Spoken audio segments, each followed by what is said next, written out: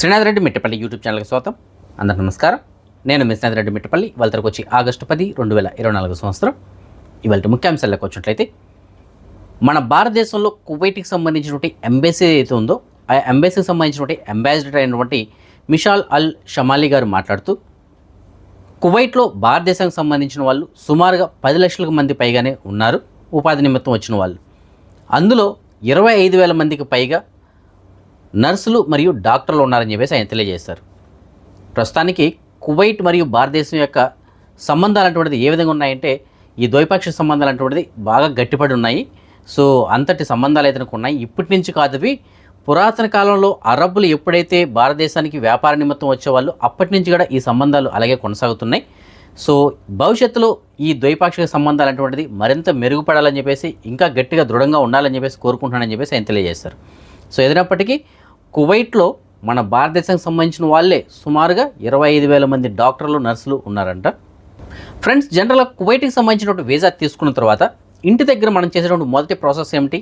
Medical. So మెడికల్లో pass అయితేనే మనం కువైట్కి రావడానికి అయితే అవకాశం ఉంటుంది.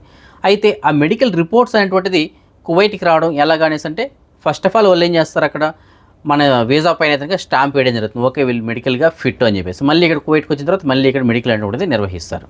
అయితే అతి త్వరలోనే దీంట్లో మరొక కొత్త మార్పుని అయితే తీసుకురానున్నట్లు కువైట్కి సంబంధించినటువంటి ఆరోగ్య శాఖ వాళ్ళు అయితే తెలియజేస్తున్నారు. అది ఏమిటంటే డైరెక్ట్గా కువైట్కి సంబంధించిన మినిస్టర్ ఆఫ్ హెల్త్కి సంబంధించిన వెబ్సైట్లోకి ఆ రిపోర్ట్స్ అన్నీ కూడా వస్తాయని చెప్పేసి తెలియజేస్తున్నారు. అంటే ఇండియాలో మనం మెడికల్కి వెళ్తాం కదా, మెడికల్కి వెళ్ళినప్పుడు అక్కడ ఏవైతే మనకి రిపోర్ట్స్ వస్తాయి ఆ వీసా పైన ఎవరైతే మెడికల్ చేయించుకుంటారో వాళ్ళకి సంబంధించిన స్టేటస్ ఏమిటి, మెడికల్ స్టేటస్, వాళ్ళు పాసా ఫెయిల్ అయితే ఎందుకు ఫెయిల్ అయ్యారు, పాస్ అయితే ఓకే ఆ రిపోర్ట్స్ ఏమిటి అన్నటువన్నీ కూడా ఇమీడియట్లీ అప్పటికప్పుడే కువైట్కి సంబంధించిన మినిస్టర్ ఆఫ్ హెల్త్లోకి డైరెక్ట్గా ట్రాన్స్ఫర్ చేయబడుతుంది అని చెప్పేసి తెలియజేస్తున్నారు. సో దానివల్ల ఏమవుతుందంటే ఎవరైనా ఫోర్జరీ చేసుకొని దొంగ సర్టిఫికేట్లతో పాటు రావాలనుకున్న ఇలాంటి వాటిని కూడా కట్టడి చేయడానికి అవకాశం ఉంది. ఎందుకంటే డైరెక్ట్గా రిపోర్ట్ అనేది ఆన్లైన్లో ఉంటుంది. ఇక్కడికి వచ్చిన తర్వాత మళ్ళీ అక్కడ ఏదైనా మనం సెట్ చేసుకొని ఇక్కడికి వస్తే ఇక్కడ మళ్ళీ దొరికిపోతారు. ఓకేనా? కాబట్టి ఇవన్నీ కూడా ఆన్లైన్ చేస్తున్నారు. గతంలో అయితే మాన్యువల్గా ఉండేది, ఇప్పుడు అన్నీ కూడా ఆన్లైన్ అవుతున్నాయి. కాబట్టి త్వరలో ఈ విధానాన్ని కూడా తీసుకురానున్నట్లు తెలియజేస్తున్నారు. సో ఈ విధానాన్ని తీసుకొచ్చినప్పుడు ఒక సర్క్యులర్ అయితే జారీ చేస్తారు. అప్పుడు దీంట్లో ఇంకా ఏమైనా మార్పులు ఉంటాయా ఏమిటి అనే దాని గురించి అప్పుడు మీకు నేను తెలియజేస్తాను. ఫ్రెండ్స్, మన భారతదేశానికి సంబంధించినటువంటి మరొక కొత్త విమానయాన సర్వీస్ అయితే కనుక ప్రారంభం కానుంది రేపు సంవత్సరం 2025లో. దుబాయ్లో ఉన్నటువంటి మన భారతదేశానికి సంబంధించిన ఒక ప్రముఖ వ్యాపారవేత్త ఏం చేస్తున్నారంటే కేరళ ఎయిర్వేస్ అని చెప్పేసి రేపు సంవత్సరం మొదటి త్రైమాసికంలో అంటే మొదటి 3 నెలల లోపే అంటే మార్చి లోపే ఒక 3 విమానాలతోటి దేశీయంగా విమాన సర్వీసులు అయితే ప్రారంభించబోతున్నట్లు 2026 కల్లా అంతర్జాతీయ విమాన సర్వీసులు కూడా ప్రారంభిస్తామని చెప్పేసి తెలియజేశారు.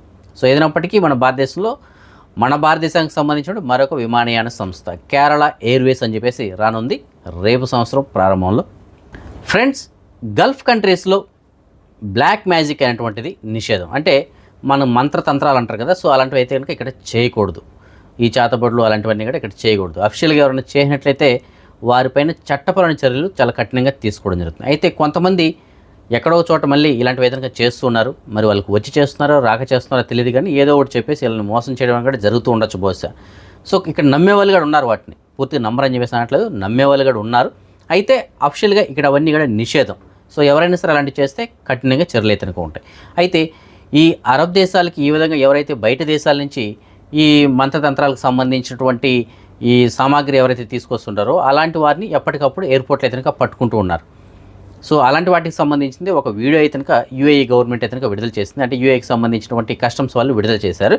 సో ఒకసారి ఆ వీడియోని చూడండి. సో అతను బయట దేశాల నుంచి వస్తున్నప్పుడు దీనికి సంబంధించిన సామాగ్రి తీసుకొచ్చినప్పుడు వాళ్ళు ఒక వార్నింగ్ అయితే ఇచ్చి అతను మళ్ళీ రిటర్న్ పంపించడం. అంటే వాళ్ళు ఏం చెప్పారంటే అలాంటి సామాగ్రి ఏదైనా తీసుకొస్తే ఆ సామాగ్రిని మేము తీసుకుని వాటిని ధ్వంసం చేయడం జరుగుతుంది. అలాగే వచ్చినటువంటి వ్యక్తిని మళ్ళీ ఎయిర్పోర్ట్ నుంచి రిటర్న్ వారి సొంత దేశానికి పంపించడం జరుగుతుంది అని చెప్పేసి తెలియజేస్తున్నారు. కాబట్టి గల్ఫ్ దేశాల్లో ముఖ్యంగా ఇలాంటి వాటిని అయితే కనుక ఎవరు కానీ ఆశ్రయించకండి, అలాంటి పనులు కూడా చేయకండి. ఎవరికైనా సరే దొరికినట్లయితే చాలా కఠినంగా శిక్షలు అయితే కనుక ఉంటాయి. బ్రెజిల్లో నిన్న ఘోర విమాన ప్రమాదం జరిగింది. 62 మందితోటి వెళ్తున్నటువంటి విమానం ఒక్కసారిగా జనావాసంలో కూలిపోయింది. అయితే అది కూలినటువంటి ప్లేస్ ఏతుందో అది ఇల్లు ఉన్నటువంటి చోటే ఇంటి దగ్గర ఉన్నటువంటి ఒక గార్డెన్లో పడిపోయింది. అయితే ఆ ఇల్లు కూడా పాక్షికంగా ధ్వంసమైంది. కాకపోతే అందులో ఎవరో లేకపోవడంతో వాళ్ళైతే బయటపడ్డారు. కానీ విమానంలో ప్రయాణిస్తున్నటువంటి మొత్తం 62 మంది, 58 మంది ప్యాసింజర్స్, అలాగే 4 వచ్చి క్రూ మెంబర్స్. సో అందరూ అక్కడికక్కడే సజీవ దహనమయ్యారు. సో దీనికి గల కారణాలు ఏమిటి అనేటువంటిది విశ్లేషించడం కోసం అక్కడ ఉన్నటువంటి బ్లాక్ బాక్స్ని కూడా స్వాధీనం చేసుకున్నారు. అయితే దాంట్లో కూడా సరైనటువంటి సమాచారం దొరకట్లేదు అని చెప్పేసి అంటున్నారు. సో ఏదైనప్పటికీ ఈ విమాన ప్రమాదంలో సుమారుగా 62 మంది ప్రాణాలు కోల్పోయినట్లు ఇప్పటివరకు సమాచారం.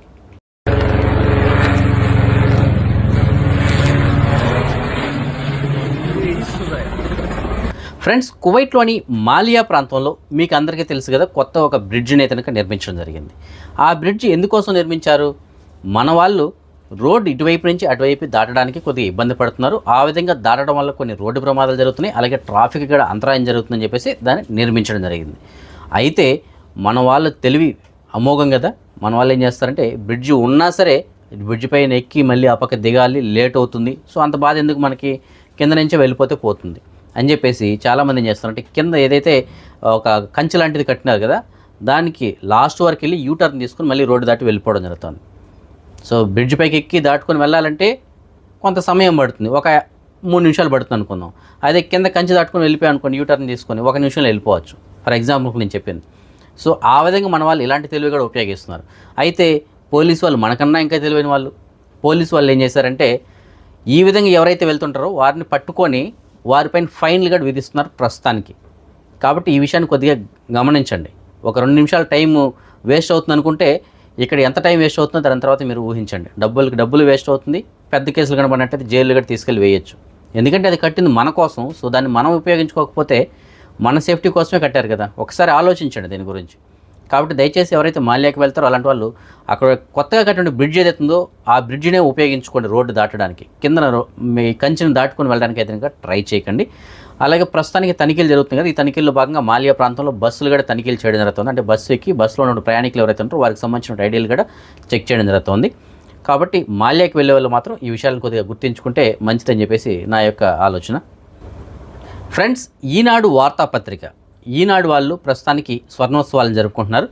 ఈనాడు వార్తాపత్రిక ప్రారంభించి ఇప్పటికీ సుమారుగా 50 సంవత్సరాలు అయితే కనుక అయ్యింది. 1974 ఆగస్టు 10 అంటే సేమ్ ఇదే రోజున మొదటి వార్తాపత్రికని అయితే కనుక వాళ్ళు మొదటి బ్రాంచ్ని అయితే కనుక ఓపెన్ చేయడం జరిగింది వైజాగ్లో. సో అప్పుడు సర్క్యులేషన్ కూడా చాలా తక్కువగా ఉండేది. సో దాని తర్వాత సెకండ్ బ్రాంచ్ కింద హైదరాబాదు, థర్డ్ బ్రాంచ్ కింద విజయవాడ, దాని తర్వాత తిరుపతి 4వ బ్రాంచ్ కింద ఓపెన్ చేయడం జరిగింది. ఇప్పుడు ప్రస్తుతానికి అన్ని ఏరియాలోని బ్రాంచ్లు అయితే కనుక ఉన్నాయి. సో సర్క్యులేషన్ కూడా చాలా ఎక్కువగా ఉంది. అయితే ఇది ప్రారంభించినటువంటి సమయంలో ఎక్కువగా సర్క్యులేషన్ ఉన్నటువంటిది పత్రిక ఏదో తెలిసిన ఆంధ్రప్రభ నెంబర్ 1 ప్లేస్లో ఉండింది అప్పుడు. అయితే ఆ ఆంధ్రప్రభ పత్రిక సంబంధించిన సర్క్యులేషన్ అయితే ఉందో దాన్ని కూడా దాటుకొని ముందుకు వెళ్ళింది ఈనాడు. ఆ తర్వాత అంచెలంచెలుగా కాలానుగుణంగా ప్రజల యొక్క కోరిక మేరకు వారికి ఏవైతే బాగుంటాయనిపిస్తుందో అలాంటి వాటిని తీసుకొస్తూ ఈరోజు ఈ స్థాయికి అయితే చేరుకుంది ఈనాడు. సో ఏదైనప్పటికీ ప్రస్తుతానికి ఈనాడు వాళ్ళు అయితే స్వర్ణోత్సవాలు జరుపుకుంటున్నారు 50 సంవత్సరాలు పూర్తయిన సందర్భంగా. అదే మనం ఈ మనీ ఎక్స్చేంజ్ విషయానికి వచ్చినట్లయితే ప్రస్తుతానికి ఒక కువైట్ ఐదున్నర మన భారతదేశం రూపీస్లో సుమారుగా $274.04 ఉంది. సో గత ఒక 5-6 రోజులుగా ఎక్స్చేంజ్ ధరలు అయితే కనుక మంచి ధరలు కొనసాగుతుందని చెప్పేసి మనం చెప్పుకోవాలి.